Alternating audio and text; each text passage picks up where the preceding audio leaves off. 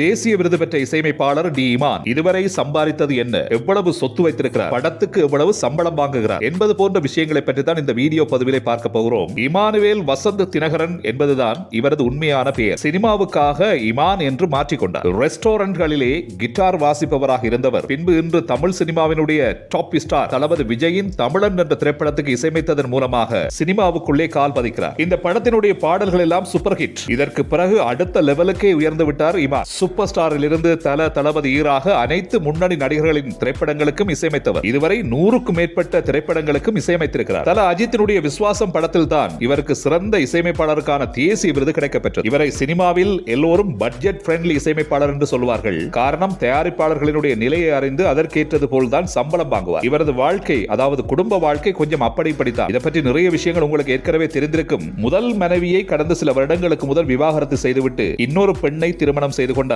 இந்த பெண்ணும் ஏற்கனவே திருமணம் செய்தவர் தான். முதல் கணவர் மூலமாக அவருக்கு ஒரு பெண் குழந்தையும் இருக்கிறது. அப்படி இருக்கும் ஒருவரைத்தான் இமான் இரண்டாவதாக திருமணம் செய்து கொண்டார். இமான் ஒரு படத்துக்கு 2 தொடக்கம் 3 கோடி வரை தான் சம்பளம் வாங்குகிறார். ஜெயிலர் 2 படத்துக்கு அனிருத் வாங்க போகும் சம்பளம் 18 கோடி என்ற ஒரு தகவல் வெளியாக இருக்கிறது. அதை பற்றி ஒரு வீடியோ எங்கட சேனல்ல இருக்கு, செக் பண்ணி பாருங்க. இமானின் ஒரு வருட வருமானம் 8 தொடக்கம் 10 கோடி வரை தான் இருக்கும். இவருக்கு சென்னையில 2 வீடுகள் இருக்கின்றன, சொகுசு கார், இதைவிட நவீன மியூசிக்கல் இன்ஸ்ட்ருமெண்ட்ஸுடன் கூடிய ஒரு ஸ்டுடியோ இருக்கிறது. இவை எல்லாவற்றையும் கூட்டி கழிச்சு பார்த்தா கிட்டத்தட்ட 50 தொடக்கம் 60 கோடி வரை தான் இவருடைய சொத்து மதிப்பு இருக்கும். ராஜா போல வாழ்ந்து வரும் டி இமான் அறக்கட்டளை ஒன்றை தொடங்கி பலருக்கு உதவியும் செய்து வருகிறார். அதோட திறமை இருந்தும் பாடுவது எட்டாக்கனியாக இருக்கும் பலருக்கு வாய்ப்புகளை அள்ளி கொடுத்து வருகிறார். சூப்பர் சிங்கர்ஸ் கூட பலரும் இவரிடம் வாய்ப்பு பெற்றவர்கள் தான். பார்வை குறைபாடு கொண்ட திருமூர்த்தி என்ற ஒரு பாடகர் இவர் மூலமாகத்தான் வெளிப்பட்டிருக்கிறார். இமானினுடைய இசையிலே வெளிவந்த எந்த பாடல் உங்களுக்கு ரொம்ப பிடிக்கும் என்றதை கமெண்ட்ல பதிவு செய்யுங்க.